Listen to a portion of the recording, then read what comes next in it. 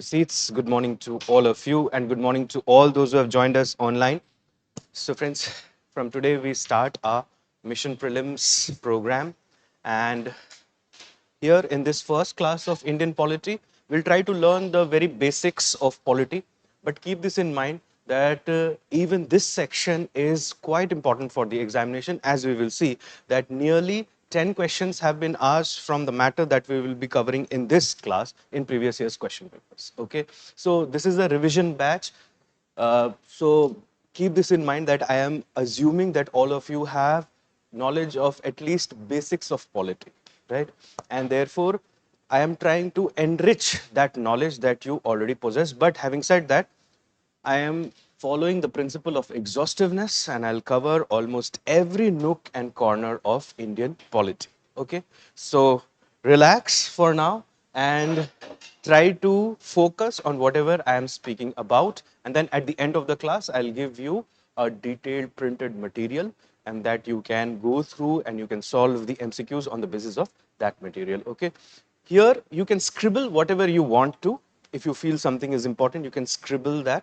I'm not going to dictate anything because we do not have the luxury of time to do that. Okay, so let's start then.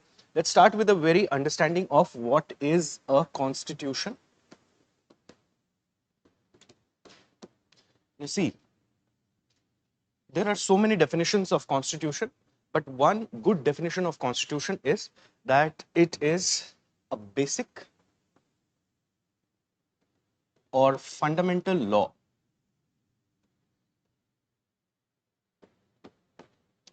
It's the basic or fundamental law according to which a country is governed.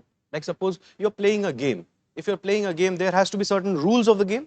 Similarly, if you're running a country, there has to be certain rules of the country. So constitution is that basic rule book. You can think of something like that. Okay. So the constitution is the basic or the fundamental law which lays down the framework for governance in the country. Now, that's a very superfluous definition. Constitution is the basic or fundamental law that lays down the framework of governance in the country.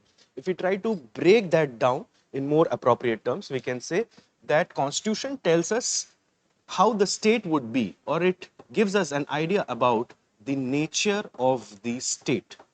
The nature of the state means whether the state would be a monarchy, will it be an oligarchy, will it be, say, a theocracy, a democracy, etc. So it is the job of the Constitution to tell us how the state would be. If you go through the preamble of the Constitution, it says that sovereign, socialist, secular, democratic republic. So it gives an idea about how the state would be. Okay. It also tells us about the form of government that we will have. Like say, for example, whether it would be a parliamentary form of government, or it would be a presidential form of government, or it would be a federal government, or a unitary government, etc. That also the Constitution tells us. Okay. Then the Constitution also gives us the various organs of the government. The various organs of the government. There are three primary organs of the government: the legislature, the executive, and the judiciary. So from where do we know that we have these organs of the government? From the Constitution. So the Constitution is the basic or fundamental law of the land according to which the country is governed. And Constitution is also the supreme law of the land. Supreme law of the land means all other laws should be in conformity with constitutional law and not the other way around. Okay. So therefore, constitutional law also enjoys special legal sanctity. What do we mean by sanctity? Sanctity means something pure or something pious. Special legal sanctity means that because Constitution is prepared by the people and Constitution has created the Parliament and Parliament make laws, such laws made by the Parliament are ordinary laws, whereas the Constitution is a superordinary law or an extraordinary law. That's why we say that Constitution enjoys special legal sanctity, whereas all other laws enjoy only legal sanctity. Keep this in mind. Okay, so I'm repeating myself one more time. Look here very carefully. The constitution is the basic or fundamental law of the land according to which a country is governed. It provides the basic framework for governance. It gives us the nature of the state. It tells us how the state would be. Would it be a monarchy? Monarchy में एक monarch होता है. Oligarchy में एक group होता है. जैसे nobles का एक group हो गया जो कि country को rule कर रहे हैं. थियोक्रेसी में कोई रिलीजन के हिसाब से कंट्री चलती है. डेमोक्रेसी में आपको पता है लोग चलाते हैं कंट्री को. What would be the form of government? Whether it would be a parliamentary form of government, whether it would be a presidential form of government, whether it would be a federal arrangement, or whether it would be a unitary form of government. Federal arrangement means there are two governments, the central government and the state government. In a unitary government, there is only one government, the national government. Okay. It also gives us the organs of the government. It means how the organs would be, like legislature, judiciary, executive, and whether there will be separation of powers between these organs or whether there will be not. All of this is told by the constitution. Like in India, we have separation of powers, at least between the judiciary on one hand and executive and legislature on the other hand. Between legislature and executive, there is no exact separation of functions, separation of powers, rather there is separation of functions. Okay. The constitution also gives the powers to the organs of the government, or we can say the constitution also gives the powers to the government and also puts limitations on those powers. In fact, the primary function of a constitution is to put limitations on the powers of the government. If suppose there is no constitution, then the government would enjoy unlimited powers. And if such a government is created, then everything depends upon the quality of the people who are manning the government for the time being. If these people, they go rogue, अगर ये अपने power को abuse करने पे आ जाए फिर तो ये पूरी सोसाइटी को बर्बाद कर देंगे. That's why the constitution is the safeguard for the people that the government in power will not abuse its powers. Therefore, the primary function of constitution, ये याद रखना, the primary function of constitution is to put limitations on the powers of the government. The constitution also gives us the duties and the rights. It tells us that what rights the citizens will enjoy and what kind of duties they will perform. Got it? So, in and all, this is what Constitution does. Constitution is the basic or fundamental law of the land. मतलब सबसे elementary law अगर कुछ है तो वो constitutional law है. Constitutional law के ऊपर बाकी सारे लॉज बनते हैं. ठीक है. Constitution is the supreme law of the land. That's why it enjoys special legal sanctity, whereas other laws enjoy only legal sanctity. Special legal sanctity मतलब लोगों ने इसको डायरेक्टली बनाया. अगर आप प्रियम्बल को देखोगे तो उसमें क्या लिखा हुआ है? We the people of India. That's why constitution enjoys special legal sanctity. Constitution tells us the nature of the state. It gives us the form of government. It gives us the various organs of the government. It tells us what powers the organs will enjoy, what limitations will be there on those powers. It also tells us that what duties and what rights will be enjoyed by the people. Do you get it? That is the purpose of constitution. तो इसी definition of constitution से अगर हम देखेंगे तो कम से कम 3 बार question आ चुका है. एक चीज आपको ध्यान में रखना है, and what is that? The primary function of constitution in any country is to put limitations on the powers of the government. ठीक है. And through this limitation, ये understanding जो है limitation की, this takes me to a philosophy, and that philosophy is known as constitutionalism. याद रखना कहीं पे भी ISM जुड़ गया मतलब वो philosophy है. ठीक है. जैसे capitalism, socialism, these are philosophies. So constitutionalism is also a kind of philosophy.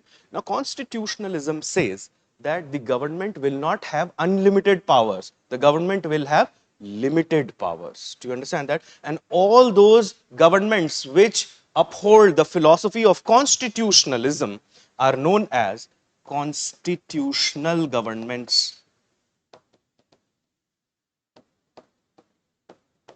तो ध्यान से देखो इधर. A constitutional government is one which upholds the philosophy of constitutionalism. And what is constitutionalism? It says that government will have limited powers. It will not have unlimited powers. So a constitutional government is one which has limitations on its power. Or a constitutional government is a limited government. Do you understand that? अगर government के ऊपर हम limitation नहीं लगाएंगे. अच्छा एक बात बताइए, क्या पुलिस आपको कभी भी अरेस्ट कर सकती है किसी भी बात पे? नहीं. Only when you have committed a crime or you have broken a law. Do you understand that? So there are limitations on the powers of the police. Imagine the police has unlimited powers. It can do whatever it desires to. Then your life would be a living hell in the society. Do you get that? Therefore, there has to be limitations on the powers of the government. So constitutionalism is a philosophy which says that there will be limitations on the powers of the government. The government will not have unlimited powers. The government will not enjoy unlimited powers. Do you understand that? And such governments which are created by the idea of constitutionalism are known as limited governments. In fact, the idea of constitutionalism, it stems from the writings of two English philosophers. One is Thomas Hobbes. The other one is John Locke. Because Hobbes is the father of the social contract theory. Social contract theory simply says this, that all the members of the society have entered into a contract wherein they have decided that the society will be ruled in their interests. It means their rights will be protected, their privileges will be secured, and for that they have created the government. It means अगर हम सब मिलकर ये decide कर ले कि हम ऐसे क्लास को गवर्न करेंगे which is in the interest of everybody, and suppose we appoint an authority to overlook the conduct of the class, then that authority will become the government. So social contract theory, simply put, look here, it simply means that all the members of the society, they have agreed together that they will create a society which is in the interest of everybody. Do you get that? And they have appointed an authority. That authority is the government to look after the contract. The government is the caretaker of the contract. Government के साथ contract नहीं किया है लोगों ने आपस में contract किया है और ये डिसाइड किया है कि सोसाइटी को हम अपने इंटरेस्ट पे चलाएंगे, मतलब जिससे हमारे राइट्स, हमारे प्रिविलेजेस, ये सब कुछ सिक्योर्ड हो, ऐसे हम सोसाइटी को चलाएंगे, और गवर्नमेंट जो है वो इस कॉन्ट्रैक्ट का प्रोटेक्टर होगा. Do you get that? And if anybody violates this contract, then government will come after that person or organization.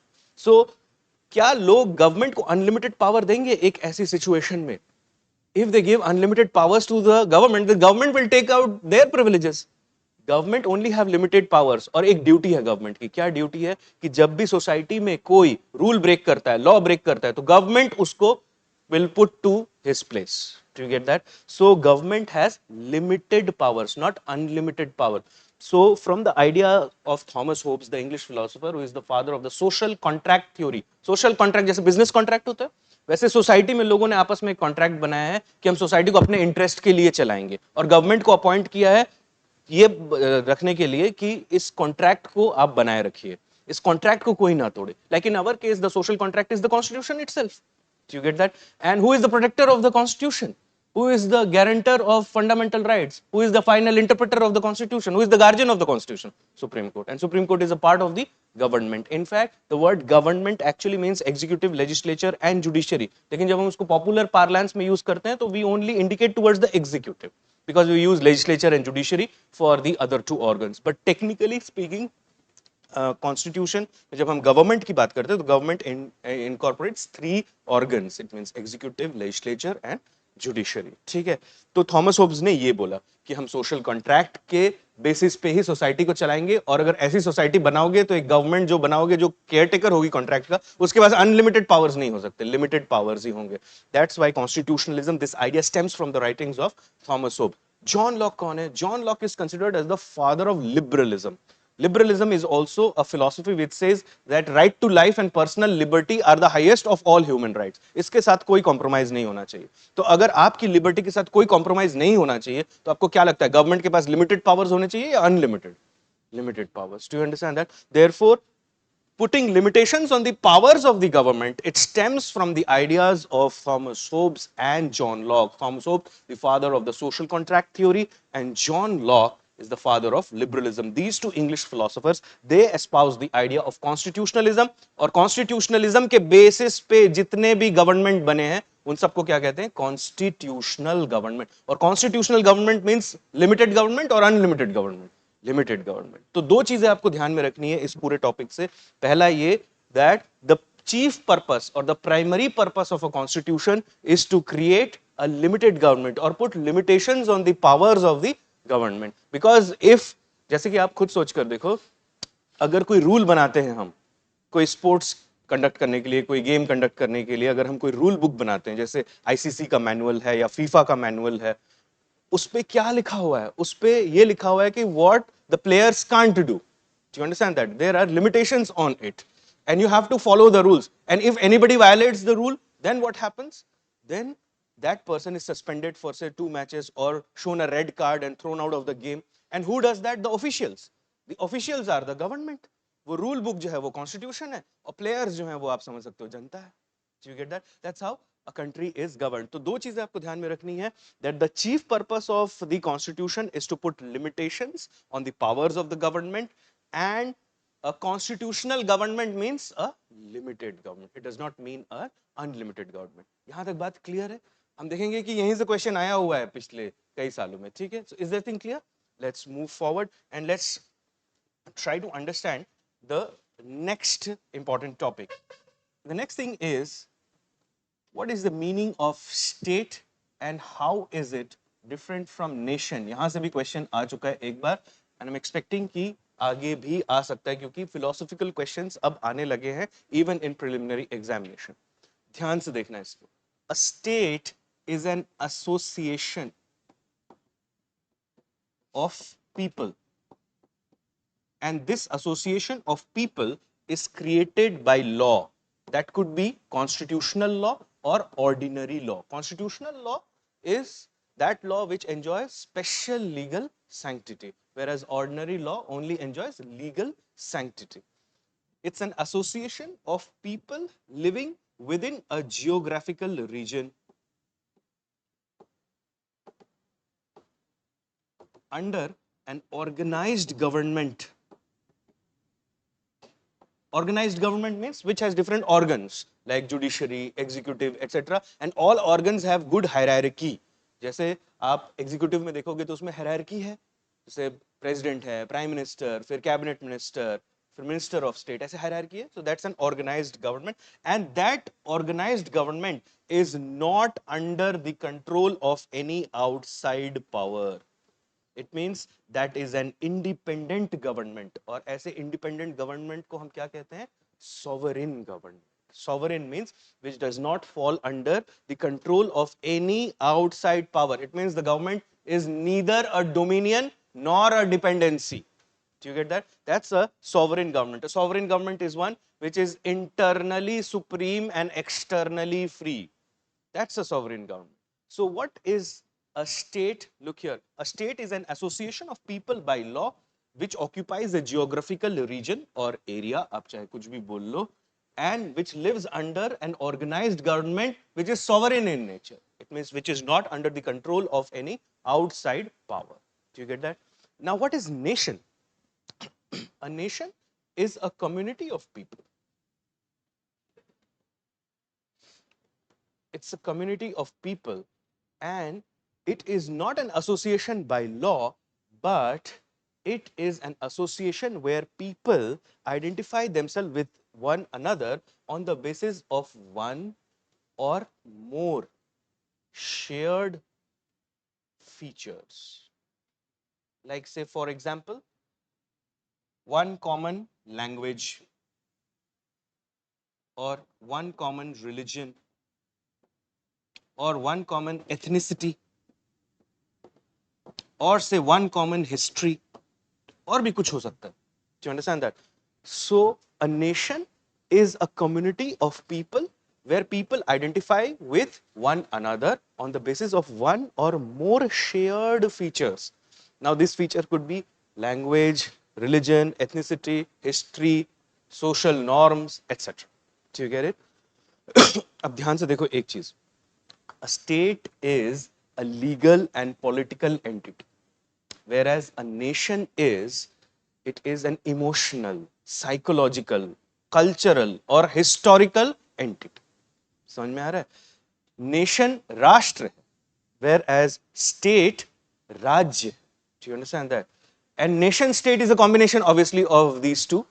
One thing that you have to keep in mind, that in order to qualify as a state, the entity should have 4 things. Now what are these 4 things? First, you must have a population. Second, you must have a territory. Third, you must have a government. And fourth, that government must be sovereign. It means it should not be under the control of any outside power. Do you understand that? In Indian philosophy, if you see political philosophy especially, so many scholars have talked about this. Like say for example, Kautilya talks that in order to build a state, you need Jansankhya, Kshetra, Shasan and Samprabhuta. It means sovereignty. Do you understand that? अगर ये चार elements present हो गए तो वो state हो गया. Do you get that? चार elements क्या होने चाहिए? Population होना चाहिए, एक territory होना चाहिए उनका, एक government होना चाहिए और वो government कैसा होना चाहिए? Sovereign government. Yes. It should be recognized? Yes, it can be recognized. Yes, then it is if you are trying to seek entry into any kind of committee of states, like say UNO, तब आपको वो recognition चाहिए होगा. अगर आप नहीं जाना चाहते तो मत लो. Do you get that? You want recognition or validation from others only when you want to join a group. Otherwise not. Do you get it? अब एक चीज देखो ध्यान से, that all states are not nation and all nations are not state. Like say for example, think of this. Are you aware about World War I? So in World War I, there was a state called the Habsburg Empire.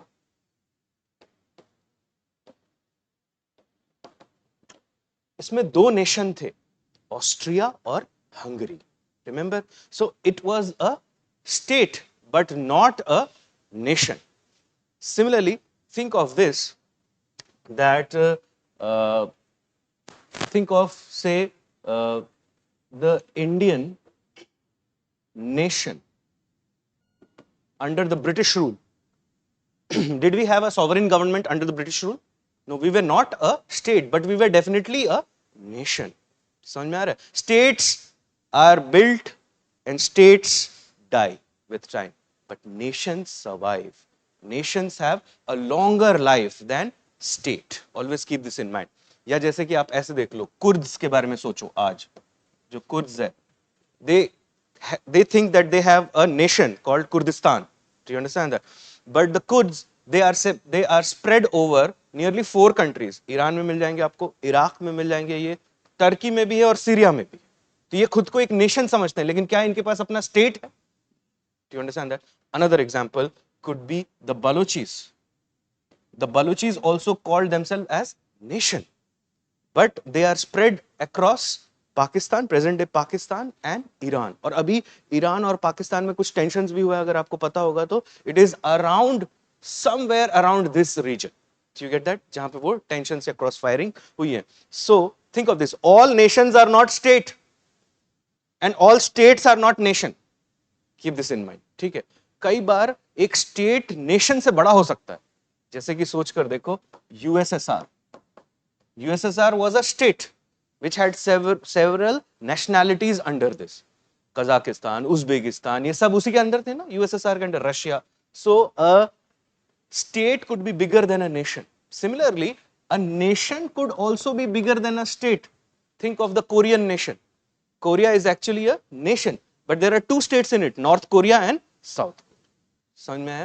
तो ये दूसरा topic भी हो गया हमारा. एक बार वापस देखो ध्यान से. A state is an association of people by law, whereas a nation is a community of people where people identify with themselves on the basis of one or more shared feature. This could be language, religion, ethnicity, history, culture, anything else also. Do you get that? One or more of this. A state is a political, legal entity, whereas nation is a psychological, emotional, cultural entity. Do you get that? State बनने के लिए 4 चीजें चाहिए ही होंगी आपको. वो क्या होगा? Population, territory, government, and what kind of government? Sovereign government. Whereas to be a nation, you only have to identify with one or more common feature. All nations are not state, all states are not nation. A nation could be larger than a state could be larger than a nation.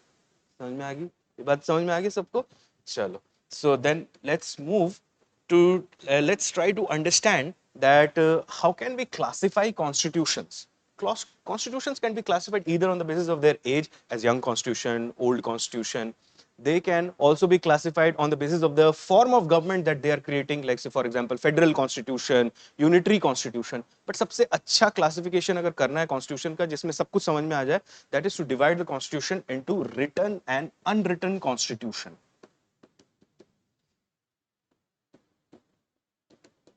Like say for example the Indian constitution is a written constitution or unwritten constitution? Written constitution. ठीक है, अब ध्यान से देखना. A written constitution is always systematic in nature. Systematic in nature. जैसे अगर आप Indian constitution को देखोगे तो डिवाइडेड है, पार्ट 1, पार्ट 2, पार्ट 3, और हर पार्ट में भी आर्टिकल्स बड़े अच्छे से अरेंज किए हुए. Do you understand that? An unwritten constitution is unsystematic in nature. Like say for example the Constitution of United Kingdom. It is very unsystematic in nature. A written constitution is obviously a codified constitution. Codified मतलब जहां पे आपने words में उसको लिख लिया है किसी भी चीज पे, चाहे पेपर पे लिखा हो या पत्थर पे लिखा हो या कहीं पे भी लिखा हो. Do you understand that? And because it is codified, it is properly compiled, and that's why it is systematic in nature. Whereas an unwritten constitution, it evolves out of the social norms and conventions. It means the beliefs and practices of the society. And the beliefs and practices of the society evolve over a period of time. And that's why unwritten constitutions also evolve over a period of time. The written constitutions are generally created by a constituent assembly. Now, this constituent assembly could be either elected, or it could be nominated, or it could be a combination of both.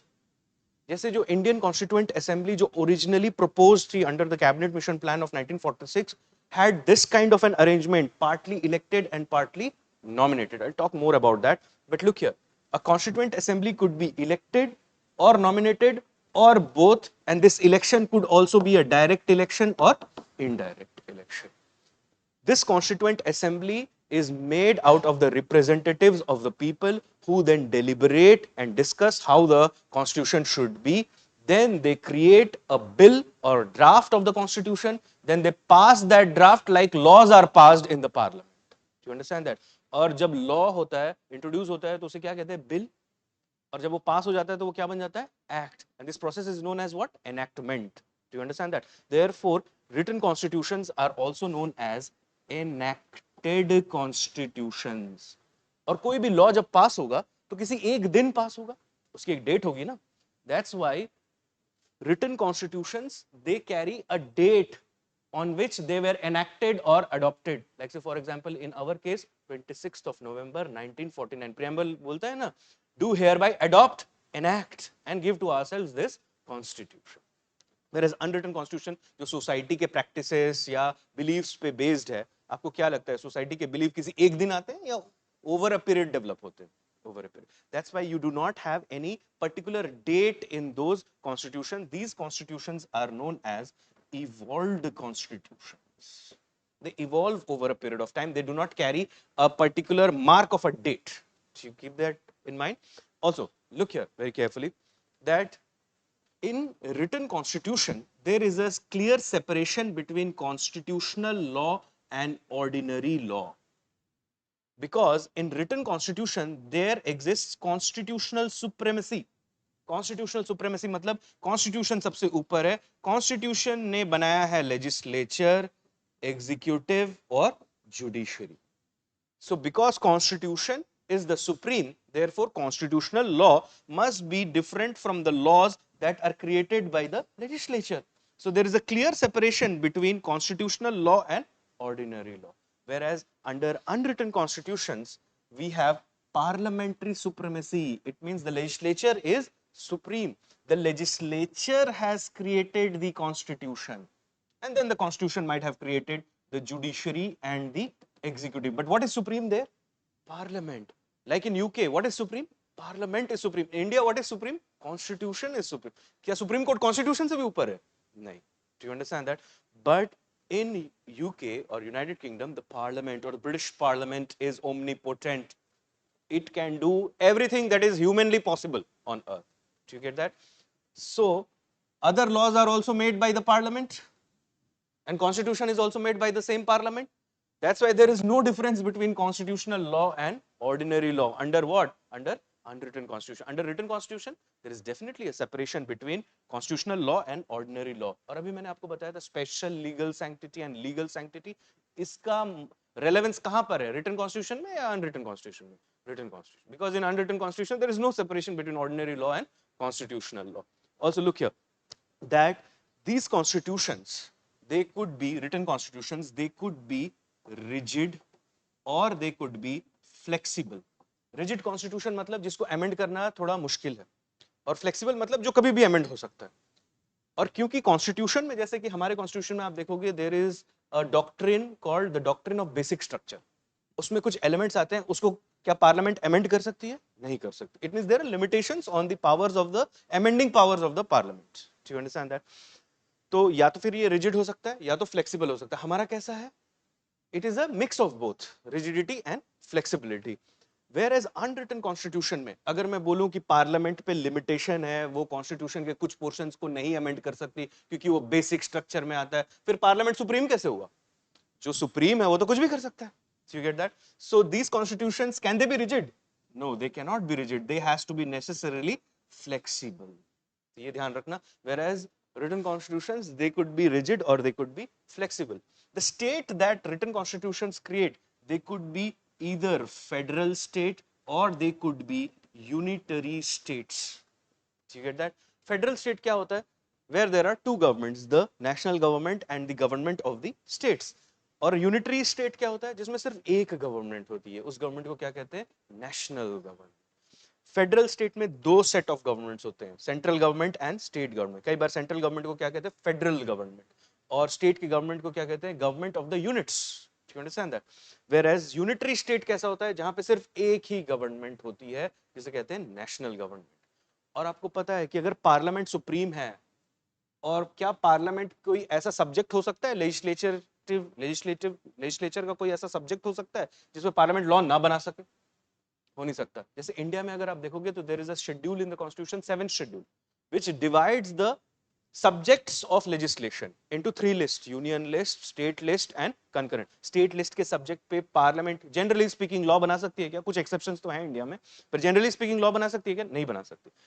क्योंकि वहां पे कैसा state बनाया हमने? Federal state बनाया, जहां पे division of powers है. Whereas in unwritten constitution there is no such a division of powers, and if there is no such a division of powers, it means the parliament is supreme. Parliament can make laws on anything, so the state that it would be creating would be a unitary state. तो ये दोनों चीजें आपको ध्यान में रखने वाली है, that an unwritten constitution will be necessarily flexible and unwritten constitution would be necessarily unitary state. ठीक है? Whereas written constitution या तो rigid हो, flexible हो, या combination of both हो, फेडरल हो, यूनिटरी हो, या कॉम्बिनेशन ऑफ बोथ हो. इंडिया में देखोगे तो दोनों चीज में कॉम्बिनेशन है हमारे यहाँ, कि हमारे यहाँ रिजिडिटी विद फ्लेक्सिबिलिटी है, and in normal times we are a federal state, but during times of emergency we turn into a unitary state. Do you understand that? Also look here, अगर समझ लो यहाँ पे legislature ने कोई law बनाया under written constitution and this law violates the constitution, can the judiciary come in and strike down this law and declare it null and void? Yes. But here, if the legislature makes a law, parliament makes a law, can the judiciary come and strike down that law? No, because parliament is supreme. अगर आप कोई supreme बोल रहे हो किसी को, उसका काम आप खारिज कर दे रहे हो, तो कैसे सुप्रीम हुआ? Do you get that? So look here, that in unwritten constitution the judiciary has limited powers. It can declare the action of the executive null and void if it violates the constitution, but it cannot declare the actions of the legislature, because the legislature is supreme under unwritten constitution. Whereas under written constitution, अगर आप देखोगे, then the judiciary enjoys wide powers. It can declare the actions of the executive as well as that of the legislature null and void if it violates the provisions of the constitution. ठीक है? अच्छा, कुछ examples देख लेते हैं हम written constitution का. अगर example मैं आपको बोलूं तो USA, what about India, what about Canada? These are all written constitution. और Indian Federation ज्यादा नजदीक किसके है? Canadian Federation के या US Federation के? Canadian Federation के. Do you get that? And अगर unwritten constitution के कुछ example ले हम तो UK is the prime example. Then Israel also have unwritten constitution. New Zealand also have unwritten constitution. ठीक है? तो एक बार ध्यान से देखो यहाँ पर वापस, written constitution is always systematic. Unwritten constitution is unsystematic. Written constitutions are created by a constituent assembly, which could be either elected or nominated or both, and that election could also be direct or indirect.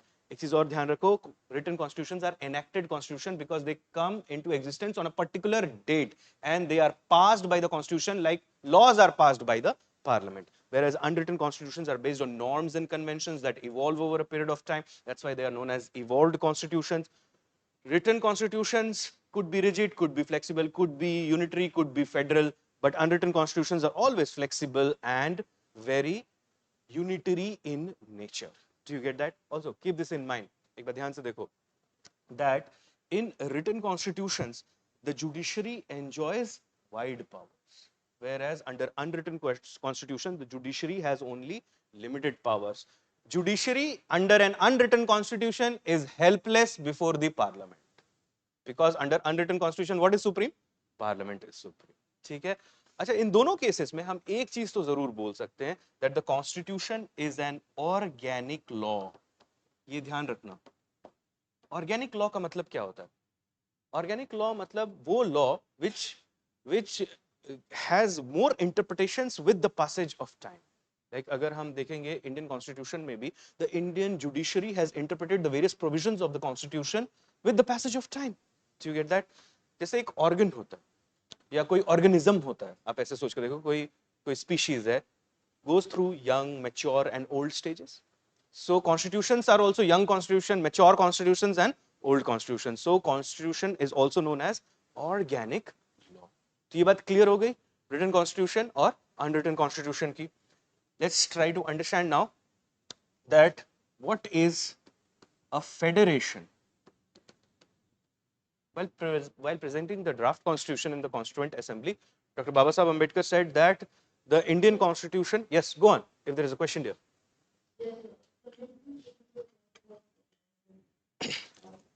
Okay, okay. Now, look here. Like an organism passes through several stages of life. Like suppose एक कोई बच्चा है तो पहले वो young होगा, फिर mature होगा, फिर वो ओल्ड होगा. वैसे कॉन्स्टिट्यूशन भी है, इनके इंटरप्रिटेशन टाइम के साथ और ज्यादा होते हैं. Like say for example there could be cases or litigation around a particular provision of the constitution. जैसे कि आप समझ लो article 21 of the Indian Constitution. It said what? It says what? Clearly it says what? Right to life and personal liberty. But the Supreme Court has also found within the ambit of that article right to privacy. So right to privacy ये interpretation time के साथ आया ना, पहले दिन तो नहीं आ गया था. So क्या पता बाद में right to internet भी आ जाए article 21 के under, if internet becomes necessary for your dignity, who knows, right? क्योंकि हो सकता है गवर्नमेंट के बेनिफिशियरी प्रोग्राम्स जो आ रहे हैं वो इंटरनेट के थ्रू आ रहे हैं और internet connection therefore becomes the tool to access those government programs. And if you fall into the weak and vulnerable section of the population, who knows, with the passage of time, say 100 years, 200 years from now, right to power or right to power means electricity, right to power or right to internet could also become a basic right in India or a legal right in India. Depends, right? So all constitutions, they they have more interpretations with the passage of time, and that's why we call them as organic law. Now look here. What is a federation? As I told you, that a federal government is one which has two sets of governments, a central government and the government of the states. अब federation क्या होता है? Dr. Babasaheb Ambedkar, when he was presenting the draft constitution in the Constituent Assembly, he said that India is the federation. But पूरे constitution में आप चले जाओ, कहीं पे भी आपको ये word नहीं लिखा हुआ मिलेगा, federation. Then he gave a lengthy speech to explain why India is a federation. And what we can conclude from his speech is two things.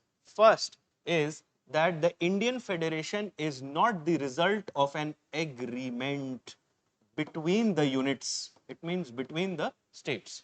In fact, the states did not existed in their present form before the constitution came into existence. Do you get that? And second, no state in India has the right to secede. Secede matlab to get away from the union or to get away from the federation. मतलब आप अलग नहीं हो सकते. In fact, after the 63rd Constitutional Amendment Act, it is also now an offense to preach secession. Do you get that? अगर आपने कोई ऐसा speech दे दिया जहां पे आप बोल रहे हो कि इंडिया का ये हिस्सा जो है वो अलग हो जाना चाहिए इंडिया से, then your right to speech, it means the right that you enjoy under Article 19, Clause 1, Sub Clause 8, right to freedom of speech and expression, उससे अंडर आपको प्रोटेक्शन नहीं मिलेगा. So keep this in mind that even advocacy of secession now is not protected under Article 19, Clause 1, Sub Clause A, post the 63rd Constitutional Amendment Act. ठीक है, अब ध्यान से देखना इधर. Federation, Baba Sahib Ambedkar, that he explained federation in India means that the Indian federation is not the result of an agreement between the units, and second, that no state has the right to secede from the union, or no state has the right to break away from the federation. But there has always been a lengthy debate among scholars that what actually makes a federation. और क्योंकि federation का कोई definition नहीं है और सब कोई क्या करते हैं कि अमेरिकन फेडरेशन को मॉडल मानते हैं और देखते हैं कि अगर हमारा फेडरेशन अमेरिकन फेडरेशन का रेप्लिका नहीं है तो वो फेडरेशन नहीं है. सिंपल सा एक जजमेंट देते हैं. That is too simplistic. It means like, think of this, that if it is not a cat, then it must be a dog. Now it's a car, so car is not a cat, then car is a dog. तो सोचो कितना बेकार interpretation हुआ ये. Do you get it? So there is now a kind of consensus among the political scientists and theorists that if you have four features, these four features, then you qualify to be a federation. Now what are these four features? ध्यान से देखना और यहाँ से question आ चुका है. First is there must be dual polity, or rather you can say dual government. Dual government means there has to be two set of governments. One is the central government, इसको कई बार federal government भी बोलते हैं, and then the government of the states. Do you understand that? And keep this in mind that I'm using the term states and not state. Do you get that? Because state is a political entity. Second is there has to be division of powers. What kind of powers are to be divided? Legislative power, executive power, judicial power, administrative power, जो भी आप सोच सको. Do you get that? Then there has to be supremacy of constitution, क्योंकि अगर constitution supreme नहीं होगा तो central government सारे power खुद खींच लेगी. So that's why the division of powers will not exist. Therefore there has to be supremacy of the constitution. और कौन बनाए रखेगा supremacy of the constitution?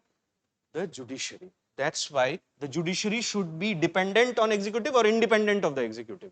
Independent. So there has to be an independent authority of the judiciary. अगर ये चार चीजें हो जाती हैं, then you become a federation. That's why the Indian Federation is a federation because it fulfills all these four conditions. India में ये है क्या? सेंट्रल और स्टेट गवर्नमेंट्स है, डिवीजन ऑफ पावर्स भी है, स्टेट लिस्ट, यूनियन लिस्ट है, judiciary का थोड़ा एक्सेप्शन है इंडिया में, will talk about that, but generally तो है division of powers. Supremacy of constitution है इंडिया में. इंडिया कैसा कॉन्स्टिट्यूशन है? रिटन या अनरिटन? और रिटन होगा तो क्या होगा? Supremacy of constitution. और independent authority of the courts भी है. Supreme Court can strike down any act of the parliament and can nullify any order of the executive if it violates the provisions of the constitution. So there is supremacy of the constitution and independent authority of the courts in India. तो federation आप बन जाते हो अगर आप ये चार चीजें फुलफिल करते हो बस. ठीक है. इसके बाद there could be some peculiar features of a particular federation. Like say for example, India की अगर हम बात करें तो इंडियन फेडरेशन के कुछ पेक्यूलियर फीचर्स हैं. First could be, you can think of the mode of formation. The mode of formation of the Indian federation. देखो यूएस में फेडरेशन कैसे बना? That the US colonies, they were 13 colonies originally in United States of America. They waged a war against the English king. They won that war and after that they decided to form a country, and that country will be a federal country where the central governments will have some limited powers. Do you understand that? ऐसा उन्होंने बनाया. So US federation is the result of an agreement between the units. Units मतलब जो states हैं जिन्होंने मिलके वो federation बनाया है. But if we look at the Federation of Canada, the Canadian Federation is not an agreement between the units. In fact, जैसे India पे ब्रिटिश का रूल था, वैसे कनाडा पे भी ब्रिटेन का रूल था एक टाइम पे। उन्होंने एक एक्ट बनाया, उस एक्ट का नाम था ब्रिटिश नॉर्थ अमेरिका एक्ट। उस ब्रिटिश नॉर्थ अमेरिका एक्ट के अंडर उन्होंने कनाडा को एक फेडरेशन बना दिया। कैसे बनाया? एक सेंट्रल गवर्नमेंट बनाया और बहुत सारे स्टेट्स बना दिए कनाडा के, ठीक है। और सेंट्रल गवर्नमेंट को कौन देखता था? Governor general. और यहां पर कौन थे? सारे governors. Government of India act 1935, आपको पता होगा 2/3 of the Indian Constitution is based on that act. The Government of India Act 1935 also created a federation of the Canadian type and not of the American type.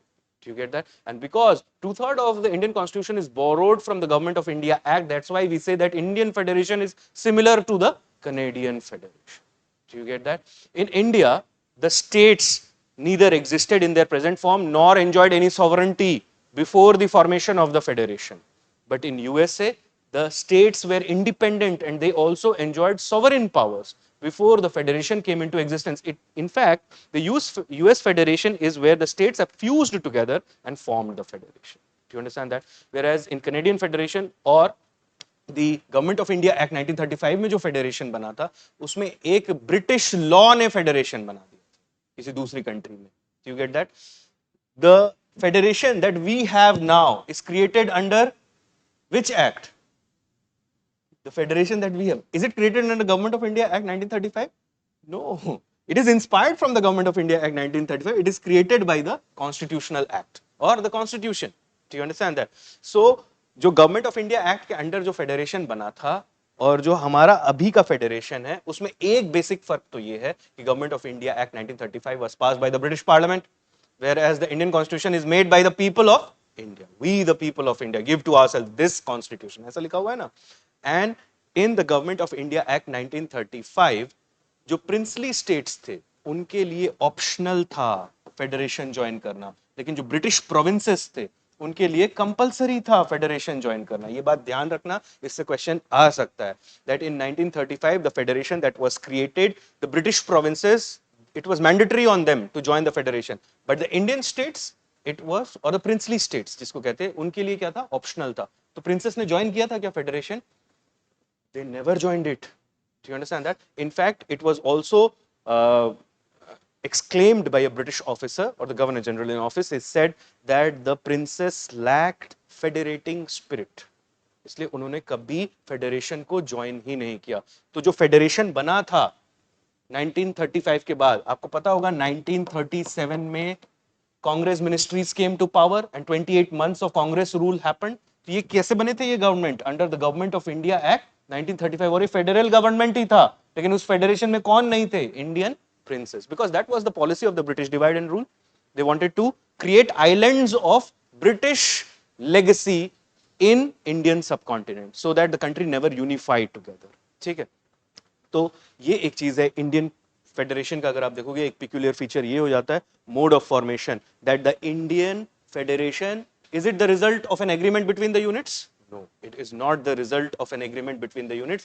It is the result of the constitution created after deliberations made by the representatives collected in a constituent assembly. Do you understand that? And that constituent assembly was elected indirectly by the people. We'll talk more about that in a moment. और इसी federation और government of India act 1935 ही हमारा constitution हुआ करता था, constitution आने से पहले तक. Do you get that? तो 1946 में जो इलेक्शंस हुए थे, जुलाई अगस्त में जो इलेक्शंस हुए थे, जिसके बेसिस पे कॉन्स्टिट्यूएंट असेंबली बना था, वो इलेक्शंस भी गवर्नमेंट ऑफ इंडिया एक्ट 1935 के अंडर ही हुए थे. ध्यान रखना, ठीक है. So that's the first peculiar feature of Indian federation. Second, अगर आप देखोगे पोजीशन ऑफ स्टेट्स, ये भी थोड़े अलग हैं under Indian federation. Like in USA, if you see, all the states can make their own constitution as well. So there are two set of constitution for any dweller of a particular state in United States of America. उसका मतलब क्या हुआ? मतलब अगर आप Texas में रहते हैं तो आपके दो कॉन्स्टिट्यूशन, एक तो कॉन्स्टिट्यूशन ऑफ यूएसए और दूसरा कॉन्स्टिट्यूशन ऑफ टेक्सास. अगर आप नॉर्थ कैरोलिना में रहते हैं तो आपके पास दो कॉन्स्टिट्यूशन, कॉन्स्टिट्यूशन ऑफ यूएसए और constitution of north Carolina. Virginia में रहते हैं तो वैसा ही है. समझ में आ रहा है? लेकिन अगर आप उत्तर प्रदेश में रहते हैं तो आपके पास कितने कॉन्स्टिट्यूशन है? अगर आप महाराष्ट्र में रहते हैं तो कितने कॉन्स्टिट्यूशन है? आंध्र प्रदेश में रहते हैं तो कितने कॉन्स्टिट्यूशन? एक, ठीक है। So in our constitution, the states do not have the power to frame a constitution. It means no separate constitution for the states. There is only one constitution.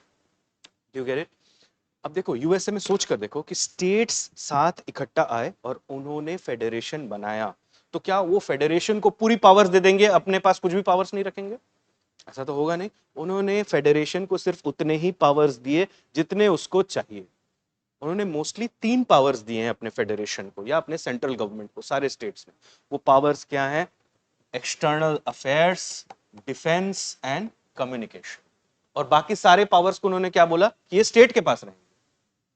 और इसके बाद इन दोनों के बाद भी अगर कोई फ्यूचर में पावर हम डिस्कवर करते हैं, जिसको हम क्या कहते हैं, रेसिड्यूरी पावर्स, वो सारे पावर्स किसके पास आएंगे? स्टेट्स के पास आएंगे in USA. Do you understand that?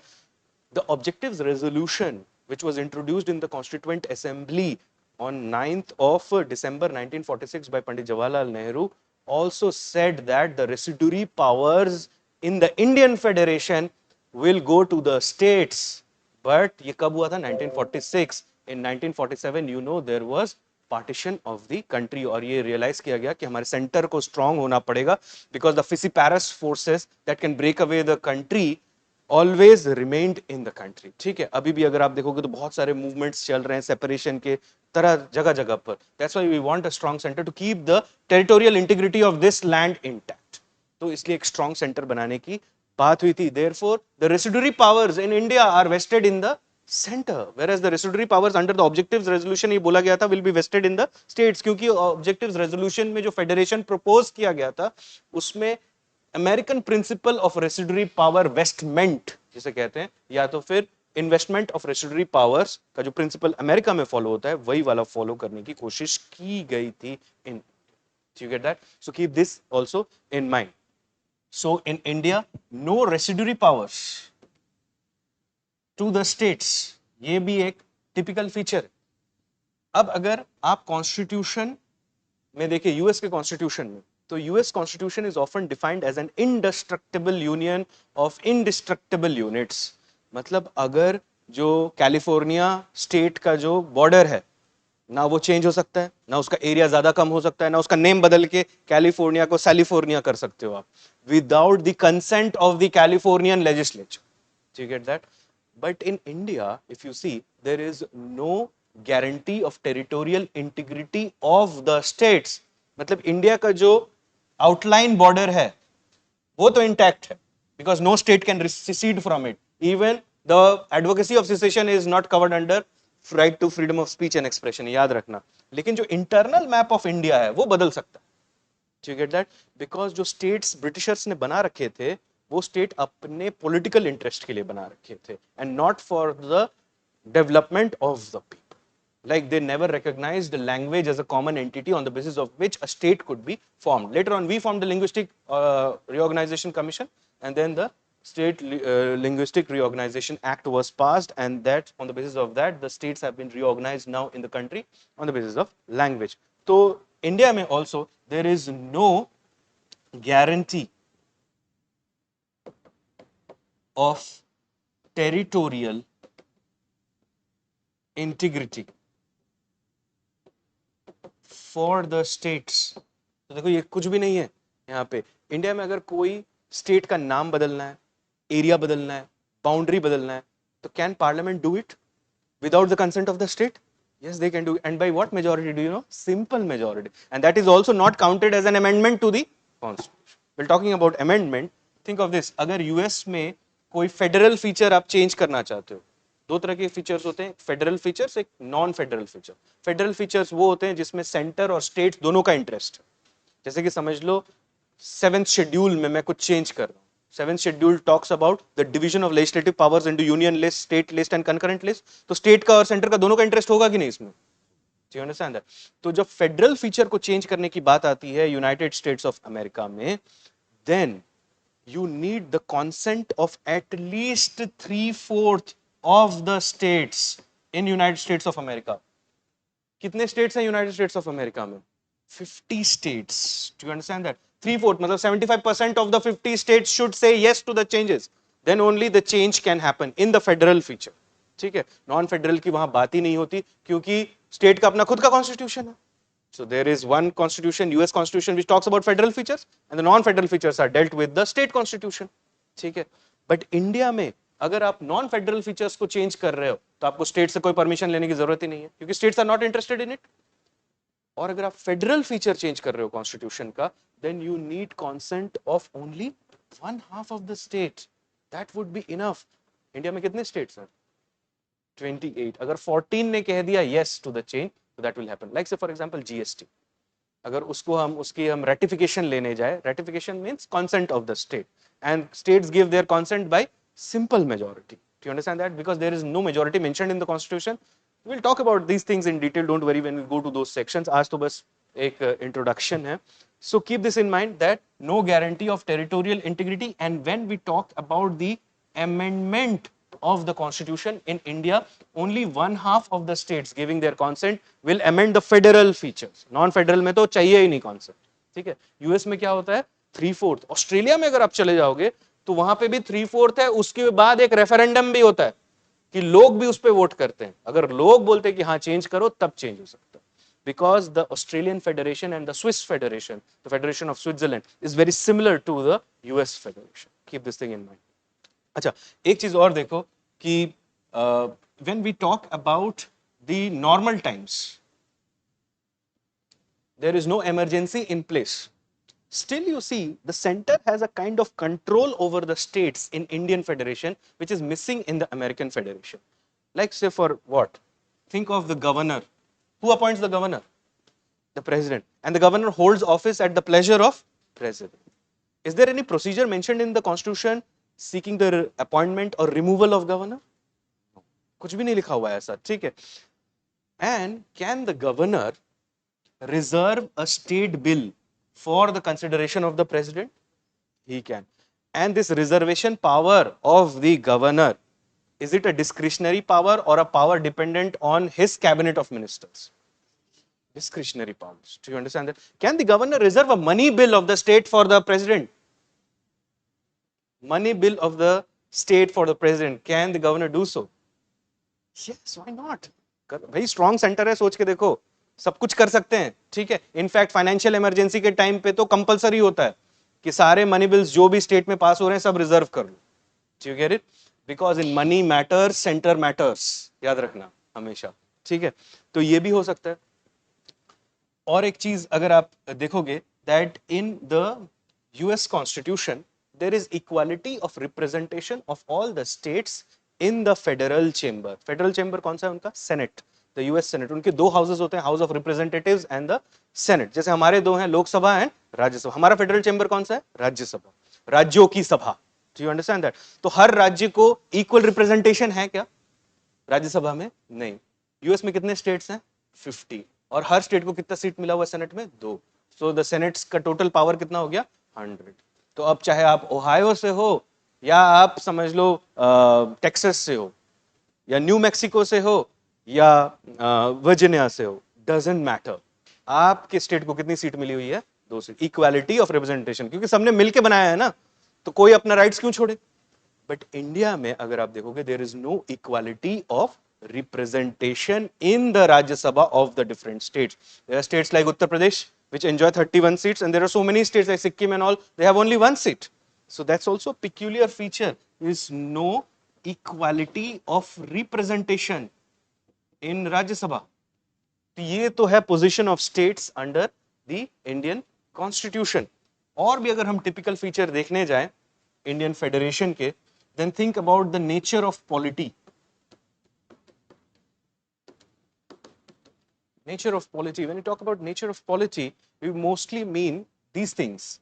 What about the judiciary? What about the administration? And what about the citizenship? अगर आप यूएस में चले जाओगे और आप समझ लो न्यू मैक्सिको में हो, तो आप न्यू मैक्सिको के भी सिटीजन हो और यूएस के भी सिटीजन हो. ओहायो में हो तो ओहायो के भी सिटीजन हो और यूएस के भी सिटीजन हो. लेकिन आप इंडिया में अगर हो, आप चाहे कहीं पे भी हो, चाहे आप अरुणाचल प्रदेश में हो, गुजरात में हो, जम्मू एंड कश्मीर में हो या तमिलनाडु में हो, कहीं पर भी, you are only carrying one citizenship and that is citizenship of India. आपके पास एक ही आधार है ना, उनके पास दो होता है, एक यूएस सोशल सिक्योरिटी सर्टिफिकेट और एक स्टेट सोशल सिक्योरिटी सर्टिफिकेट, दो होता है उनके पास, ठीक है, लेकिन हमारे पास एक ही है आधार, ठीक है।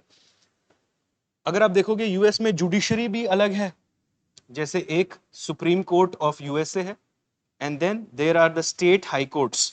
The supreme court only adjudicates cases arising out of central laws और federal laws, and the high court adjudicate cases and dispenses justice in the light of the state laws. Do you understand that? अगर आपने किसी state का law violet किया होगा तब supreme court नहीं जा सकते, आपको हाई कोर्ट जाना पड़ेगा। Do you understand that?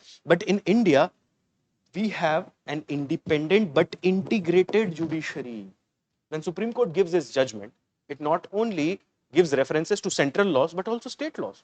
When high courts give judgment, they not only make references to state laws but also central laws. समझ में आया? तो यूएस में सब कुछ जो डिवाइड हो सकता है, सब कुछ डिवाइडेड है। इंडिया में वैसा नहीं है। इंडिया में लेजिस्लेटिव और एडमिनिस्ट्रेटिव पावर्स तो डिवाइडेड हैं, लेकिन जुडिशियल पावर्स डिवाइडेड नहीं है। We have an integrated and independent judiciary and our supreme court and high court dispense justice both in the light of central laws and state laws. But US में कैसा है? Supreme court only central laws, high courts only state laws. हमारे यहाँ ऐसा नहीं। वैसे ही अगर आप ऑफिशियल्स देखोगे वहां पर, तो वहां पे टू सेट ऑफ ऑफिशियल्स है, एक सेंट्रल सेट ऑफ ऑफिशियल्स, एक state set of officials. Central set of officials only execute the central laws and administer in the light of the central laws. The state set of officials administer only in the light of the state laws. But India में क्या है? India में most of the officials they are recruited by the state. अगर आप कहीं पे भी government servants देख लोगे किसी भी स्टेट में जो काम कर रहे हैं, most of them are recruited by whom? The states. But they administer the state both in the light of the central law as well as the state law. ऊपर से इंडिया में तो एक और कॉन्सेप्ट है, अगर आपको पता होगा, all India services, IAS and IPS. इनको अपॉइंट कौन करती है? सेंटर। और ये काम किसके लिए करते हैं? मोस्टली जब वो कार्डर में चले जाते हैं तो स्टेट के लिए। और जब वो स्टेट में काम कर रहे हैं, समझ लो किसी डिस्ट्रिक्ट में आप आईएएस हो, तो क्या आप ऐसा करते हो कि नहीं मैं सेंट्रल गवर्नमेंट का तो स्कीम लागू करूंगा लेकिन स्टेट गवर्नमेंट का नहीं करूंगा? दोनों करना पड़ता है आपको। You get that? So in India we do not have this kind of a separation. US में हर चीज सेपरेटेड है, चाहे जुडिशरी हो, चाहे एडमिनिस्ट्रेशन हो, चाहे सिटीजनशिप। हमारे यहाँ single citizenship, single set of officials, integrated and independent judiciary. ठीक है, ये चीज याद रखना। वन मोर थिंग, अगर आप देखोगे इसमें कि we have a federation but it is with a unitary बायस।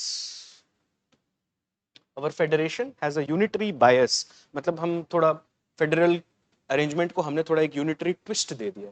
जैसे आप सोच लो, we have the 7th schedule which says what, there are 3 lists, union list, state list and concurrently. Union list में जो सब्जेक्ट्स है उसमें कौन लॉ बना सकता है? Central government. स्टेट लिस्ट पे और कंकरेंट लिस्ट पे दोनों कोई। Do you understand that? पर ये अरेंजमेंट जो नॉर्मल टाइम में है, इसमें भी एक एक्सेप्शन। एक्सेप्शन क्या है? Exception is article 249 which says that if Rajya Sabha passes a resolution by a majority of not less than 2/3 of the members present and voting, बस आगे नहीं है, मतलब it is not an special majority but a different kind of majority. So you understand that? So if Rajya Sabha passes a resolution by a majority of at least 2/3 of the members present and voting that it is expedient, it means necessary in national interest for the parliament to make a law on a subject included in the state list, then the parliament can make such a law, although such a law will have only temporary existence. But in normal times maybe parliament can make laws on the subjects included in the state list. Suppose there is a statement in the examination which says during normal times or when emergency is not in operation, the parliament cannot make laws on subjects included in the state list. Is it correct? No, it is not correct, because there is an exception called article 249. समझ में आया? Similarly, एक और article है article 312, जिसके under parliament या Rajya Sabha mostly it can pass a similar resolution and ask for the creation of one और more all India services. अभी कितने ऑल इंडिया सर्विस? 3 है। कौन कौन से? आईएएस, आईपीएस एंड फॉरेन और फॉरेस्ट। Forest services. ओके, तो ये एक हमारा टिपिकल ट्रेंड हुआ। दूसरा, अगर चलो अब आर्टिकल से समझ लेते हैं, then think of article 256 and article 257. Under article 256 and 257 the center can give directions to the state, ठीक है। और 256 में कैसा डायरेक्शन दे सकते हैं, like say for example implement the central laws. और 257 में कैसा डायरेक्शन दे सकते हैं, जैसे कि maintain the property of the centre in the state including the railways से for example. Do you get that? So under article 256 and 257 the center can give directions to the states। ऐसा कुछ भी नहीं है यूएस में, India में है ये, ठीक है। और तो और भी एक्सेप्शन है इंडिया में। आर्टिकल 258 एंड 258 ए, आर्टिकल 258 में ये बोला गया है that the union executive can give its functions to the state government. जैसे कि समझ लो सेंट्रल मिनिस्टर को कुछ काम करना है आंध्र प्रदेश में जाके, but central minister is busy somewhere, so he can give that task to the state minister under the state government of Andhra Pradesh. तो एग्जीक्यूटिव ने, सेंट्रल एग्जीक्यूटिव के ऊपर जो जिम्मेदारी है वो स्टेट एग्जीक्यूटिव को दे दे कि आप ये चीज करो हमारे बिहाफ पे, only with the consent of the state executive, क्योंकि उनके पास उनका भी खुद का काम होगा। सिमिलरली आर्टिकल 258 ए क्या कहता है कि स्टेट एग्जीक्यूटिव अपनी जिम्मेदारी सेंट्रल एग्जीक्यूटिव को दे सकते हैं with the consent of the central executive, मतलब दोनों एक दूसरे को अपनी जिम्मेदारी दे सकते हैं। It is a typical thing in the Indian constitution and no question of federation will stand in the way of this smooth transition, ठीक है। तो ध्यान रखना आर्टिकल 249 में तो राज्यसभा रेजोल्यूशन पास करवा के पार्लियामेंट से स्टेट लिस्ट के सब्जेक्ट पे भी लॉ बनवा सकती है। 312 जो है आर्टिकल 312, इसके अंडर ऑल इंडिया सर्विसेज बनवा सकती है, वैसे ही सिमिलरली रेजोल्यूशन पास करके by a majority of not less than 2/3 of the members present and voting, that's it. Article 256 and 257 में सेंटर स्टेट्स को डायरेक्शन दे सकते हैं लेजिस्लेटिव और एडमिनिस्ट्रेटिव मैटर्स में। 258 में सेंट्रल गवर्नमेंट जो है वो central executive mostly, it can give direction to the state कि आप हमारे लॉ को इंप्लीमेंट करिए या कुछ भी, या हमारा फंक्शन आप करिए। 258 में ए में स्टेट ऐसा कर सकती है सेंटर के साथ। और एक और जादू देखो, which is article 365 which says that जो सेंटर ने डायरेक्शंस दिए हैं स्टेट को, अगर स्टेट ने उसको नहीं माना, then the centre will have the power to impose article 356 over the state. What is article 356? Constitutional emergency और प्रेसिडेंट्स रूल। समझ में आया? और प्रेसिडेंट रूल कैसे इंपोज किया जा सकता है? whenever the president is satisfied that the government of the state cannot be carried on as per the provisions of the constitution। समझ में आ रहा है? And this satisfaction of the president could be either on the basis of the report making power of the governor or otherwise। अगर governor को report भेजी है कि state में पूरी मशीनरी खराब हो गई कॉन्स्टिट्यूशन की, आस्किंग और praying to the president please impose your rule her excellency, ठीक है, ऐसा हो सकता है। तो जो रिपोर्ट मेकिंग पावर है गवर्नर का, ये भी डिस्क्रिशनरी पावर में आता है गवर्नर के। समझ में आ रहा है? मतलब रिपोर्ट के बेसिस पे इमरजेंसी हो सकती है, रिपोर्ट ना भेजे तब भी इमरजेंसी हो सकती है, और रिपोर्ट मेकिंग पावर भी कैसा है?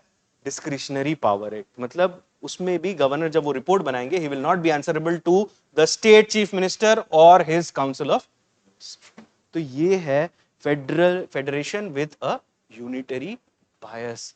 तो मोड ऑफ फॉर्मेशन हमने देख लिया, पोजीशन ऑफ स्टेट्स हमने देख लिया, नेचर ऑफ पॉलिटी हमने देख लिया, और फेडरेशन विथ यूनिटरी बायस। इसमें कुछ आर्टिकल्स आपको ध्यान रखने, आर्टिकल 249, 312, 256, 257, 258, 258 ए, 356 एंड 365, ठीक है। इससे पता लग जाता है that Indian federation has a unitary बायस, ठीक है। यहां तक बात क्लियर हुई? Now let us talk few things around the constituent assembly of India। ध्यान से देखो, when we talk about the making of the constitution,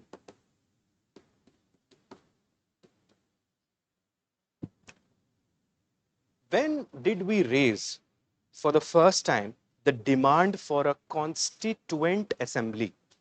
कौन से ईयर में सबसे पहले हमने डिमांड की, मतलब इंडियंस ने डिमांड की कि हमारे पास एक कॉन्स्टिट्यूएंट असेंबली होनी चाहिए?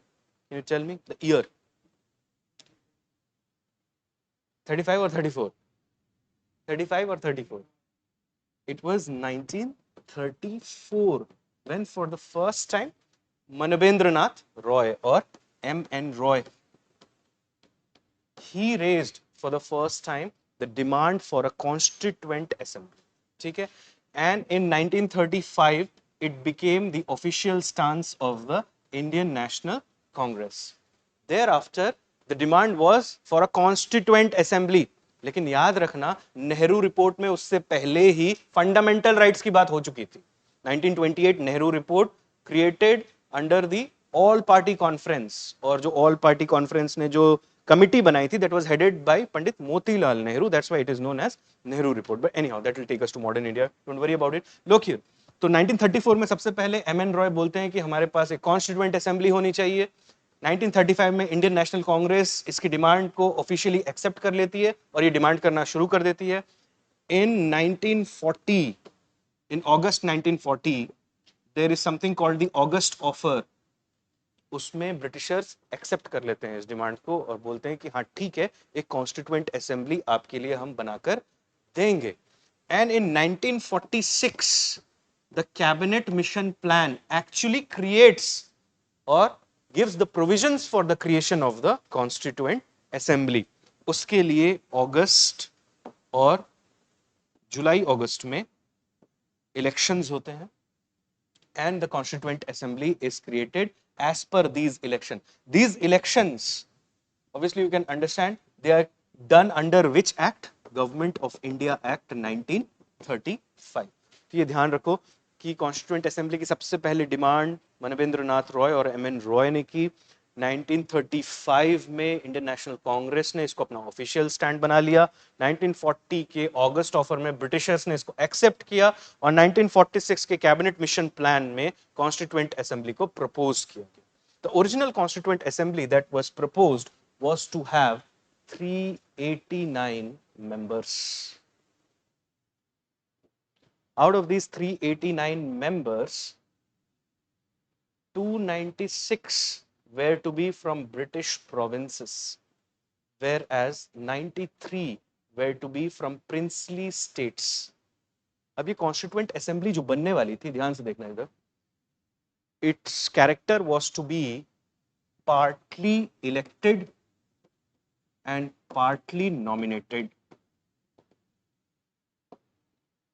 ब्रिटिश प्रोविंसेस के लिए क्या होने वाला था? ये इलेक्टेड. whereas प्रिंसली स्टेट्स के लिए क्या होने वाला था? नॉमिनेटेड. और याद है गवर्नमेंट ऑफ इंडिया एक्ट 1935 के अंडर जो फेडरेशन बना था उसको प्रिंसली स्टेट्स ने ज्वाइन किया था क्या? नो. यहां पे भी उन्होंने यही किया. दे रिफ्यूज्ड टू ज्वाइन इट. और जब उन्होंने ज्वाइन नहीं किया तो कॉन्स्टिट्यूएंट असेंबली के लिए फिर इलेक्शंस हुए. कब हुए? जुलाई अगस्त 1946 में. और कैसे इलेक्ट हुए members? They were all indirectly elected. Indirectly elected by the provincial legislative assemblies. These provincial legislative assemblies were created already under Government of India Act 1935. So you understand that? So ये indirect election हुआ था, मतलब हर provincial assembly ने अपने representatives भेजे थे. Do you get that? All the British provinces were given seats in the constituent assembly on the basis of the proportion of their population. ठीक है? और हर स्टेट में या हर ब्रिटिश प्रोविंस में, टू बी मोर प्रिसाइज, हर British province में जो सीट्स दिए गए थे, they were divided further on the basis of the proportion of population of particular community within that province. तो जो सीट्स थे वो मोस्टली 3 हिस्सों में तोड़े गए थे, Muslims, Sikhs and general. So you understand that? And this was the idea of separate electorates which was introduced in the Indian Councils Act or Parliamentary reforms of 1909, which was taken further till the Constituent Assembly. मतलब आप सोच रहे हो, जैसे कहते हैं ना, रस्सी जल गई बल नहीं गया, तो ब्रिटिशर्स जाते जाते भी वो सोच रहे थे कि हम ये सेपरेट इलेक्टोरेट का ये चीज तो हम डाल के ही जाएंगे इंडिया में. ठीक है, बट एनीहाउ ऐसा हुआ था. Then the elections that were held, उसमें कुछ रिजल्ट ऐसे थे. ऐसे 208 seats were won by the Indian National Congress, 73 seats were won by the Muslim League, and 15 seats were won by the independents and the smaller groups that participated in that election. अब ये Constituent Assembly, it met for the first time on 9th of December 1946. याद रखना, इस दिन सबसे पहले constituent assembly ने सबसे पहली अपनी मीटिंग की, लेकिन उस मीटिंग को मुस्लिम लीग ने बॉयकॉट कर दिया on the demand of a separate Pakistan, state of Pakistan. State का मतलब आप समझते हो, state of Pakistan. And Jinnah then said that कि we will launch direct action. ठीक है, क्योंकि अगर हमको पाकिस्तान नहीं दिया गया तो will launch the direct action. But any how, एक चीज और ध्यान में रखने वाली बात है कि जितने लोग कॉन्स्टिट्यूएंट असेंबली में गए थे वो लगभग उस समय के जितने भी पॉपुलर पॉलिटिशियन, लॉयर पॉलिटिशियन या इकोनॉमिस्ट पॉलिटिशियन जितने भी थे, सब के सब कॉन्स्टिट्यूएंट असेंबली में थे. दो लोगों को छोड़ के, Mohammad Ali Jinnah and Mahatma Gandhi, they were not in the constituent assembly. बाकी लगभग सभी थे, आप जिसके बारे में भी सोच सकते हैं. तो एनी हाउ, ये हुआ. तो अब प्रिंसेस भी वैसे ही नहीं ज्वाइन किया था उन्होंने, और मुस्लिम लीग भी हट गई, लेकिन कॉन्स्टिट्यूएंट असेंबली ने अपनी पहली मीटिंग कर ली. And in the first meeting of constituent assembly, who was the president of the constituent assembly? Doctor Sachchidanand Sinha. Doctor Sachchidanand Sinha is considered as the father of modern Bihar. जो बिहार का स्टेट आप देखते हो वो उनका ही कंसेप्शन है मोस्टली. ठीक है. On 11th of December, then the Constituent Assembly elected Dr. Rajendra Prasad and Harendra Kumar Mukherjee as the President and the Vice President of the Constituent Assembly respective. तो 9th को पहली meeting हुई when Dr. Sachidanand Sinha, he was the acting president, जैसे pro tem speaker होता है वैसा ही कुछ आप समझ लो. और उसके बाद then Rajendra Prasad and H.C. Mukherjee, they were appointed as the president and the vice president. Then you see on 13th of December, the famous objectives resolution was moved by Pandit Nehru in the Constituent Assembly, which was accepted on 22nd of January 1947. ठीक है. अब ध्यान में रखो कि ये दिसंबर 1946 है ये सब कुछ. ठीक है, ये हो रहा है, जनवरी में ये हो गया. बट इस बीच में क्या हुआ कि Jinnah launched direct action they, partition of the country अब लगने लगा कि इमिनेंट है, इसको नहीं रोका जा सकता. And then on 3rd of June, Lord Mountbatten, who was the last Governor General of British India, came up with the June 3rd plan, also known as the Mountbatten Plan. और Mountbatten Plan में ये accept कर लिया गया that the dominion of India will be divided actually into two dominions, Dominion of India and Dominion of Pakistan. ठीक है. और जैसे ये हुआ उसके बाद, you know, Sardar Patel, he went on a spree to take the princess into the Constituent Assembly and join the federation and all. So that's how the princess, they started joining later on. और जो constituent assembly हमारे independence के time पे हमको मिली, that constituent assembly had 299 members. Most of the princes had join either the constituent assembly of India और there was a constituent assembly of Pakistan as well. उसको भी इसमें अगर मैं आपको बोलूं तो 229 were representatives from the British provinces and 70 were representatives from the princely states. मतलब टोटल सीट कितनी थी उनके पास? 93. तो 23 किधर चले गए? पाकिस्तान में चले गए. और 70 जो बचे वो आके उन्होंने इंडियन यूनियन को ज्वाइन कर लिया. Then in January 1948 the draft constitution was prepared and it was circulated with the people of India. और 8 महीने का टाइम दिया गया पूरे लोगों को भारत के कि आप अपना ओपिनियन दीजिए इस कॉन्स्टिट्यूशन के ऊपर. And you know that on 26th of November 1949 the constitution was finally adopted and enacted, but it came into force on 26th of January 1950 because 26th of January had a historical importance because in 1929 इसी date पे पूर्ण Swaraj resolution was adopted by the Lahore Congress. You get that? Which was headed by Pandit Nehru. But anyhow, look here very carefully कि ये जब हो रहा था, जैसे कॉन्स्टिट्यूशन हमारा एडॉप्ट और एनैक्ट हुआ, 4 चीजें कॉन्स्टिट्यूशन की immediately they came into force. And what was this? First was elections, second was citizenship, third was provisional parliament, and fourth was temporary and transitional provisions. Temporary and transitional provisions were mostly like, say, Article 370 was a temporary and transitional provisions. Citizenship obviously became a critical factor क्योंकि division हो रहा था, exchange of population हो रहा था, तो citizenship तो चाहिए, elections तो करवाने ही हैं. Also एक चीज ध्यान में रखो, ये प्रोविजनल पार्लियामेंट ये एक इंडिकेशन है हमारे लिए समझने के लिए that the constituent assembly was not only a constituent body but it was also a legislative body. Constituent body matlab it was making the constitution, and legislative body means it was also making laws for India before the formation of the first parliament of India. That's why we are also calling it the provisional parliament. Do you get that? In fact, जैसे constitution बन गया उसके बाद it disbanded its constituent function and it only carried on its legislative function. That's why the Constituent Assembly became the first provisional parliament of India. जैसे interim government था, आपको याद होगा, तो उसमें parliament कौन सी थी? Constituent Assembly. And it continued in India as a provisional parliament till 1952. क्यों? Because 52 the first parliament came into existence and the Constituent Assembly it disbanded itself. Do you understand that? अच्छा, whenever the Constituent Assembly it functioned as a constituent body, Dr. Rajendra Prasad used to take care of the proceedings, but when it used to function as a legislative body, then it was headed by G.V. Mavlankar, who also happened to be the first speaker of the Lok Sabha. So you get that? जैसे pass हुआ. The original constitution, the draft of the constitution, it went through at least 2000 amendments before it was finally adopted and enacted. 24th of January 1950, मतलब उससे 2 दिन पहले came into force होगा, उससे 2 दिन पहले सबने अपने फाइनल सिग्नेचर्स देकर उसको अपेंड कर दिया.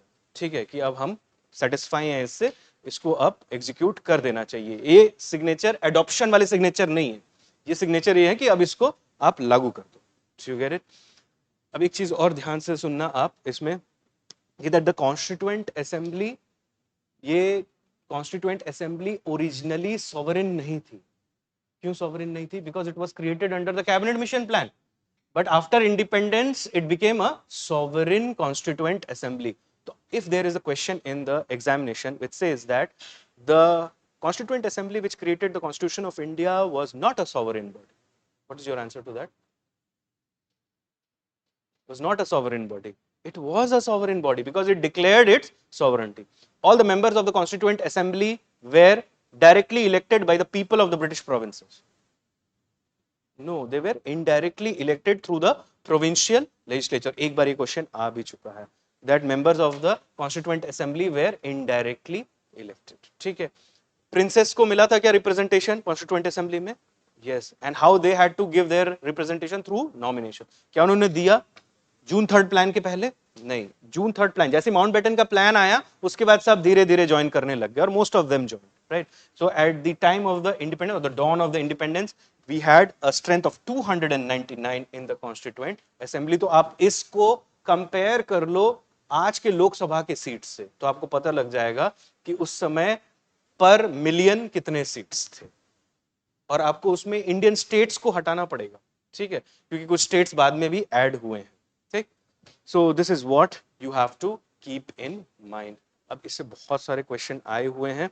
whatever we have covered in this class. इसके अलावा मैं आपको कुछ चीजें और दिखा देता हूँ. अच्छा, just to give some final touches to this, जो हमारा original constitution था, it was written in English or in Hindi? It was written originally in English, but then it was translated into Hindi. There was a translation committee also within the Constituent Assembly. Parallelly, Hindi and English copies came into existence. Both these copies are kept into helium-filled cases in the Library of Parliament of India. The original Constitution is written in Floic italic by Prem Bihari Raizada, an Indian calligrapher, and the pages are beautified by the artist from Shantiniketan. ठीक है, तो ये आप ध्यान रखना. Anyhow, चलो देखते हैं कुछ चीजें, कुछ इंफॉर्मेशन रिलेटेड चीजें. ये मैं आपको आपके नोट्स के साथ दे दूंगा, यू जस्ट सी दिस। अच्छा, there were 22 committees in the constituent assembly, और कमिटीज प्रोसीजरल होते थे और सब्सटैंशियल अफेयर्स होते थे। दोनों का फर्क ये है, substantial affairs committee created any particular part of the constitution, जैसे फंडामेंटल राइट्स हो गए, वैसे सब्सटैंशियल अफेयर्स कमेटी कोई पार्ट बनाती थी कॉन्स्टिट्यूशन का, और प्रोसीजरल कमेटी क्या करती थी, सारे कमिटीज के बीच में एक समन्वय बनाकर या कोऑर्डिनेशन बनाकर कॉन्स्टिट्यूशन के प्रोसीजर को ओवरटेक कर, जैसे स्टीयरिंग कमेटी होती है, जैसे कार में आपकी स्टीयरिंग होती है ना, वैसे स्टीयरिंग कमेटी थी which was headed by doctor Rajendra Prasad, which used to look after the work of every committee and coordinate between them. तो ऐसी 12 सब्सटैंशियल अफेयर्स कमिटी थी और 10 प्रोसीजरल कमिटी थी, टोटल 22 कमिटी बनी थी। यहां पर ये कुछ इंपॉर्टेंट कमिटीज के मैंने आपको चेयरमैन भी दिए हुए हैं। Drafting committee was doctor B R Ambedkar, union powers committee Jawaharlal Nehru, कई बार मैच द फॉलोइंग में आ सकता है, you never know. Union constitution committee Pandit Jawaharlal Nehru, provincial constitution committee Sardar Vallabh Bhai Patel, steering committee doctor Rajendra Prasad, rules of procedure committee doctor Rajendra Prasad, advisory committee on fundamental rights, minority, tribal and excluded areas Sardar Vallabh Bhai Patel, and states committee Pandit Jawaharlal Nehru. So you see that the major committees were mainly headed by Dr. Ambedkar, Pandit Nehru, Sardar Patel and Rajendra Prasad. Okay, doctor Rajendra Prasad. अच्छा, एक चीज आप ध्यान रखना, इसमें tribal and excluded areas में north west frontier province के जो मेंबर्स थे वो हटकर फिर पाकिस्तान के कॉन्स्टिट्यूएंट असेंबली में चले गए थे, because Khyber Pakhtunkhwa as it is known today और north west frontier province back then separated from the state of India and joined the dominion of Pakistan. Minor committees भी वैसे ही आप ध्यान रखो, committee on the functions of constituent assembly with G.V. Mavalankar, who also functioned as the, by the way, the legislative chair when the constituent assembly functioned its legislative or performed its legislative function. Order of Business Committee K M Munshi, House Committee Pattabi Sitaramaya, Ad hoc Committee on National Fog Dr. Rajendra Prasad, Finance and Staff Committee Dr. Rajendra Prasad, Special Committee to examine the draft constitution Alladi Krishna Swami Iyer. कई जगह पे कई sources में here Pandit Nehru लिखा हुआ है, but it is not correct. It's Sir Alladi Krishna Swami Iyer. He was knighted also. Credentials Committee, this is also by Alladi Krishna Swami Iyer. एक और है Gopal Swami Iyengar. Don't get confused between the two, right? He is also a Congress stalwart. Committee on Chief Commissioners Provinces Pattabi Sitaramaya. Pattabi Sitaramaya, by the way, the same person who fought elections against Subhash Chandra Bose in the Tripuri session of the Indian National Congress 1939. पता है ना? Good. Ad hoc Committee on Supreme Court is by Srinivas Vardacharya. He is a Supreme Court judge. ठीक है. Ad hoc Committee on Citizenship again Srinivas Vardacharya. Press Gallery Committee Usha Nath Sen. Linguistic Provinces Committee S K Dhar और the Dhar Commission was not a member of the Constituent Assembly. वैसे ही आप ये वाला भी देख लो. Expert Committee on Financial Provisions of the Union Constitution. Nalini Ranjan Sarkar is also not a member of the Constituent Assembly. Structure of the Constitution ये आप एक बार देख लेना. Original Constitution had how many articles? 395. How many parts? How many parts? 22. How many schedules? 8 schedule. अभी कितना है? 470, 25 and 12 schedule. कितने amendment हो गए? हाँ, तो वो अपडेट कर लेना. और ये एक बार जो मैंने दिया हुआ है ये एक बार पढ़ लेना. कई बार ये मैच दी फॉलोइंग में भी आता है. याद रखना 4 पार्ट जुड़े हैं, एक पार्ट हट गया है. Part 7 was repealed by the 7th Constitutional Amendment Act 1956, but part 4A, 11A, 11B and 14A they all are added later on. Tribunals वाला जो है, ठीक है. ये वाला कौन से किससे ऐड हुआ? 4A was added by what? Which constitutional amendment? 4A deals with fundamental duties, 42nd amendment. 9A 73rd, 9B 73rd is panchayat, 74th is municipality, और 14A tribunals by 42nd constitution amendment. ठीक है. तो ये आपने ध्यान रखना है. शेड्यूल्स भी मैंने आपको दिए हुए हैं. इसमें जैसे सेकंड शेड्यूल में this is all fact, right.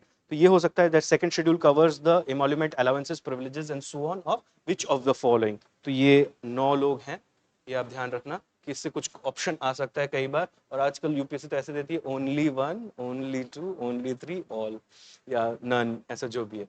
तो आप देख लो कि ये पूरा फैक्ट है. इसको बस just go through it and it would be sufficient for you. Now let us try to solve some previous year's questions. अब आप लोग करेंगे. You will take the front seat and I'll just be the facilitator. 2023 का question देखते हैं. Which of the following statements best? Yes, go on, dear. Yes. So when it goes down to the document, all different types of committees that existed in the movement. Can you give the substantial committee? Substantive committee and procedural affairs committee. Substantive affairs and procedural affairs. One looks into the substance of the constitution, other on the procedure of constitution making. That's it. Don't worry, dear. I'll give you the printed notes. Don't worry. Everything will be present there. Don't worry about it. Yes, you can ask if there is a conceptual related doubt.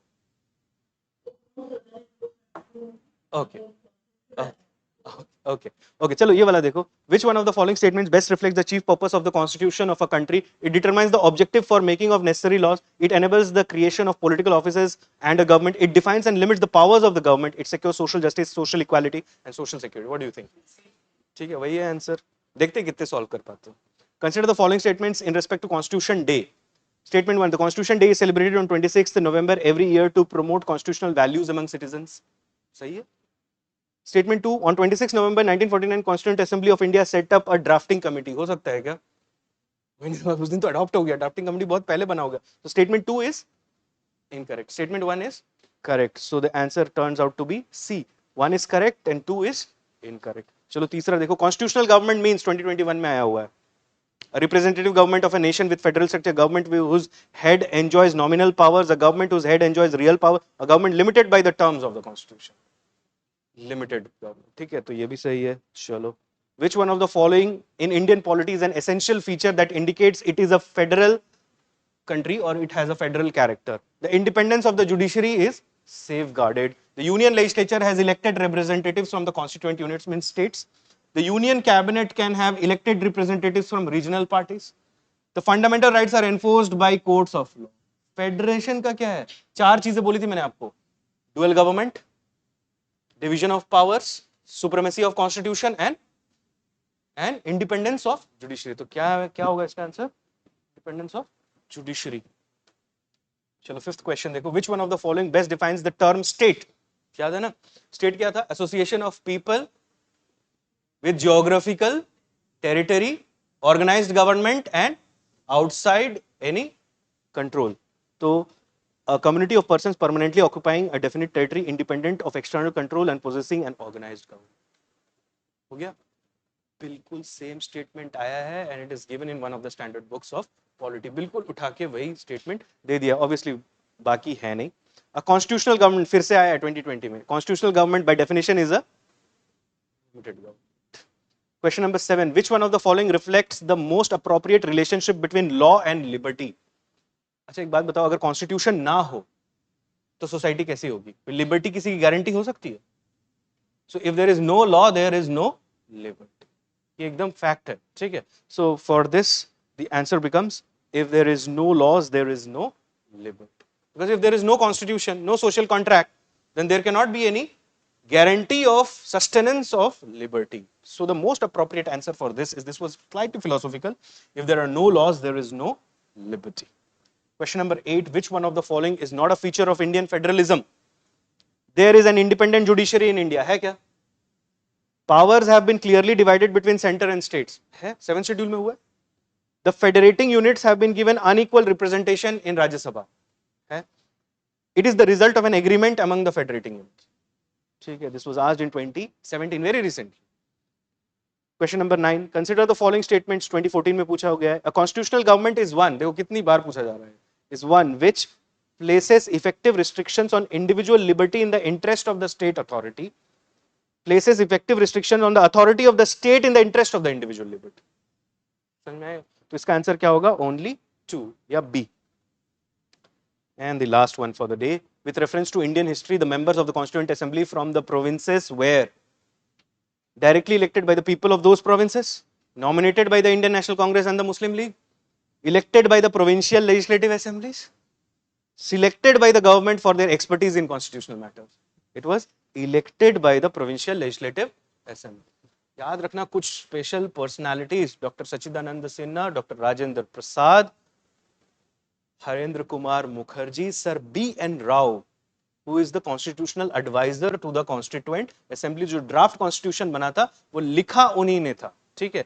And Dr. Baba Saheb Ambedkar was the chairman of the drafting committee. अच्छा, जो notes आपको मिलेंगे वो कुछ ऐसे होंगे. I'm also showing them.